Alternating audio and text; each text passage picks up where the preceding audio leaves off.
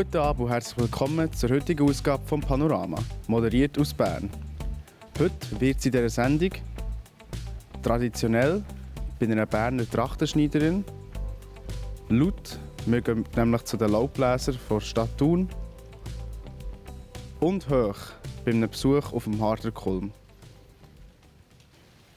In der Trachtenwerkstatt von Caroline Witwer wird die Tradition immer noch sehr gross geschrieben.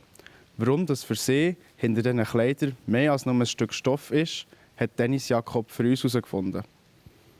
Faszination ist, mit so vielen hochwertigen Materialien zu arbeiten. Das ist etwas, was wir sonst eigentlich nicht haben, mit so viel Seide, mit Wolle, mit Kaschmir und Kundschaft.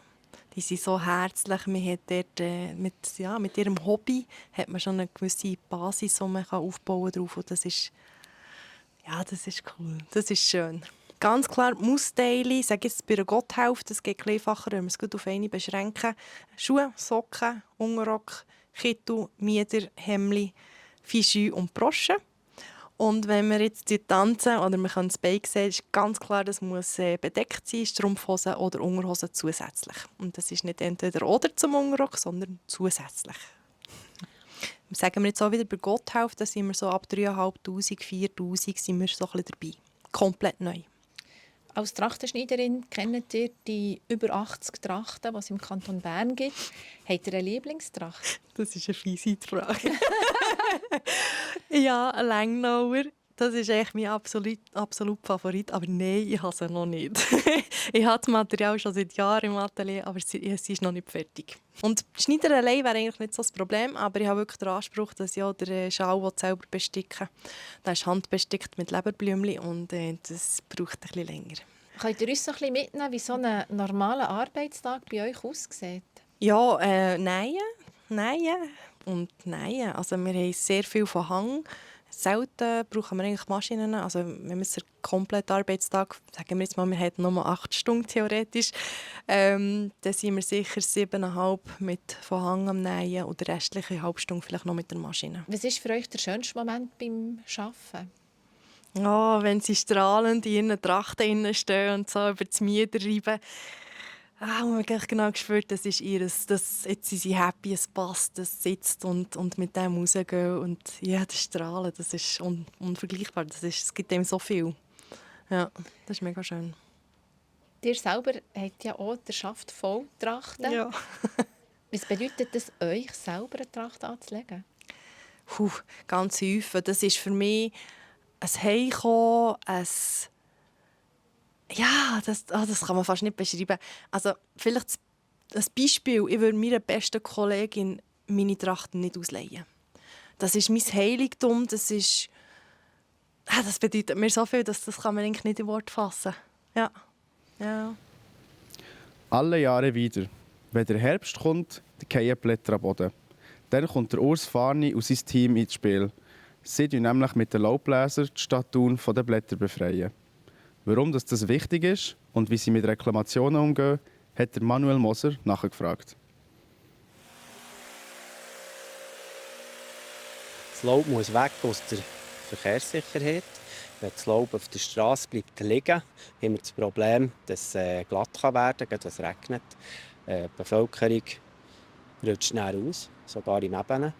Der zweite Grund ist sicher das Littering, sprich der Dreck, der drin ist, sei es Scherben, sei es spitzige Gegenstände oder auch eben Unratgewider. Wegen dem muss es weg. Was sind die grössten Vorteile des Laubbläsers? Sicher mal die Effizienz des Laubbläsers. Man ist viel schneller als von Hang und es geht auch gäbiger. Wenn man jetzt von Hang mit einem Besen oder Laubbrechen braucht es einem natürlich anders körperlich als jetzt mit dem Laubbläser. Man kommt hier viel besser in die Decke und man hat viel sauberere Resultate, also schönere Bild. Benzin und Elektro, kannst du mir dort vielleicht den Unterschied erklären? Ja, der Benziner hat einfach noch mehr Kraft. Den setzen wir ein, wenn es schwer ist zu laufen, wenn es viel hat, grosse Mengen. Oder noch wenn noch Gras drin ist, so. Dann setzen wir den Benziner ein. Der Elektrobetrieb nicht, den setzen wir ein, wenn es trocken ist, in der Innenstadt. In diesem Bereich, am Morgen früh, tun wir mit dem Elektro. Der Laubbläser sorgt immer mal wieder für Diskussionen, für Reklamationen wahrscheinlich auch. Bei euch auch? Gibt es vereinzelt? Ja, seit wir die Laubbläser einsetzen. Bevor wir die eingesetzt haben, war die Waschmaschine das Problem. Mittlerweile ist es manchmal der Laubbläser. Ja, aber wir kommen dort halt eben nicht darum herum, die einzusetzen. Was habt ihr dort dafür vielleicht auch schon gemacht? Habt ihr mit diesen Leuten geredet? Ja, wir haben mit denen auch schon geredet. Wir haben auch mal ein Beispiel gezeigt bei einem Veloständer, der voll ist mit Velo, das wir nicht rausnehmen dürfen, wo man so rausputzen muss. Und dort hat man dann die Effizienz gesehen vom Laubblaser, wie schnell dass man einen Veloständer geputzt hat und wie sauber gegenüber, wenn man mit dem Besen oder Wallbrechen dort rein wollte.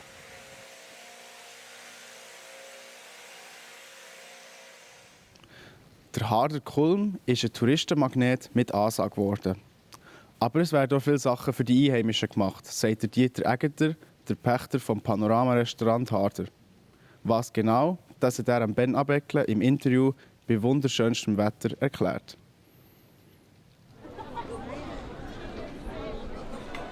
Der Harder gehört nur noch Touristen. Das würde ich nicht so sagen. Ich glaube, wir sind einer der absoluten Top-Shots in der Schweiz. Das haben alle wollen am Anfang. Alle waren sehr bestrebt, dass wir es erreicht haben. Und jetzt, wo wir es erreicht haben, gibt es natürlich immer Paare, die natürlich sagen, wir haben Overtourismus, aber da sind wir noch so weit weg vom Overtourismus. Ich würde sagen, der Harder ist immer noch gleich. Die Mönchjungfrau ist immer noch hier auf der linken Seite. Unsere Alpleröste, die schmeckt auch noch genau gleich wie 10 Jahre. Es hat eben ein bisschen mehr Leute da. Ja, wir machen sehr viel für die Einheimischen. Wir haben Läuferaktionen, wo jetzt schon 400 von der Umgebung mitmachen, wo man 25 Mal auf den Harder laufen den ganzen Sommer. Da wird man eingeladen zum grossen Läuferessen. Im Moment der Stand dieses Jahr ist fast bei 370 schon, wo einer ist hochgelaufen, vom April bis jetzt. Wir machen ziemlich viel mit zum Beispiel Whisky Night, was speziell für die Einheimischen ist, wo jetzt das 20. Mal ist und unvorstellbar das 20. Mal ausverkauft. Wir haben am Freitag haben wir einen grossen Weinabend. Dort haben wir noch 2-3 Plätze frei. Viva España, wo ganz ein berühmtes Rapgut kommt von Spanien. Plus haben wir schon noch viel interessante Sachen, die wir hier anbieten können. Also, wir machen sehr viel. Man muss einfach auch ein bisschen von der Seite sehen, dass es positiv ist und nicht immer alles negativ. Also was in Zukunft kommt, das kann ich noch nicht sagen. Wir sind bis vor kurzem, man sieht ja hier auf der Seite, haben wir den ganzen Kinderspielplatz neu gemacht und der ist absolut grandios mit diesen Ruheoasen und alles. Was kommt, weiss ich noch nicht. Es wird sicher etwas kommen. Wir haben einfach ein Platzproblem. Man sieht ja jetzt schon, es ist Montag, kurz vor der 12 Uhr, wir sind schon fast voll. Es wird etwas kommen, vielleicht kommt eine neue Plattform oder ein bisschen Buggy-Jumping. Irgendeine gute Idee wird die Jungfraubahn dann schon haben.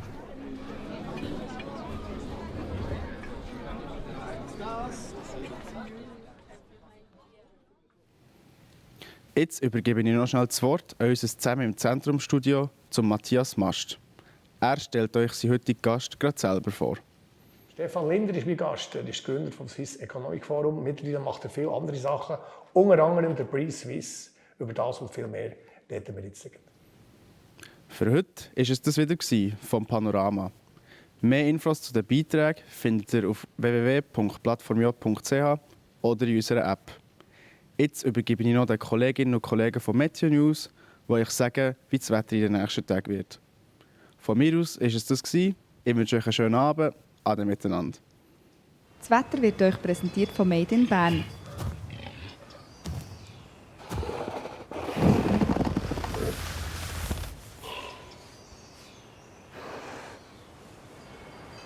Bärenstarke Ferien. Made in Bern. Ich begrüße Sie ganz herzlich zu Ihrem Plattform J-Wetter für den Kanton Bern. Schön, sind Sie wieder mit dabei. Ja, heute hat es unterhalb von rund 1200 bis 1400 Meter zum Teil Hochnebel gegeben. Außerhalb vom Nebel ist es jetzt aber auch nicht immer allzu sonnig gewesen. Es sind teils dichte Wolken über den Himmel gezogen und mit einem kleinen Höhetief ist das Regenrisiko auch erhöht gewesen, sodass es zum Teil einmal regnen gekommen ist. Morgen liegt die Schweiz nach wie vor zwischen einem hoch östlich von uns und einem tief etwas südwestlich von den britischen Inseln in einer leicht föhnigen Süd- bis Südwestströmung. Im Süden staut sich so die Luft. Im Norden sind die oberen Luftschichten trockener. Die unteren Luftschichten sind da allerdings noch feuchter. Dementsprechend gibt es morgen unterhalb von rund 800 Meter teils Nebel oder tiefen Hochnebel. Abgesehen von dem ist es recht sonnig mit mal mehr, mal weniger hohen Wolkenfeldern. Die Temperaturen liegen am Morgen bei 8 bis 9 Grad. Im Tagesverlauf löst sich der Nebel weitgehend auf, sonst geht es am Nachmittag mit recht viel Sonnenschein weiter. Die Temperaturen erreichen dabei 15 bis 16 Grad. Im Flachland ist es nur schwach windig, auf den Bergen bläst leichter bis mäßiger Wind aus südlichen Richtungen bei einer 0-Grad-Grenze auf rund 3200 Meter. Ja, am Wochenende gibt es im Flachland teils wieder Nebel oder tiefen Hochnebel. Sonst erwartet uns eine Mischung aus Wolken und zum Teil ein bisschen Sonne. Am Sonntag ist das Regenrisiko auch ein bisschen erhöht. Ja, in der nächsten Woche bleibt Hochnebel ein Thema. Der kann dann zum Teil auch zäher sein. Je nach Nebelauflösung erreichen die Temperaturenwerte um 12 bis 14 Grad. Auf den Bergen erwartet uns hingegen häufig goldenes Oktoberwetter. Dort ist es nämlich vielfach recht sonnig und mit einer 0-Grad-Grenze um 3'500 Meter auch recht mild. Wenn man sich einrichten kann, haben wir nächste Woche also ideales Berg- und Wanderwetter. Und damit war es das von meiner Seite. Ich bedanke mich dafür, dass Sie zugeschaut haben und wünsche Ihnen noch eine ganz gute Zeit. Ade miteinander.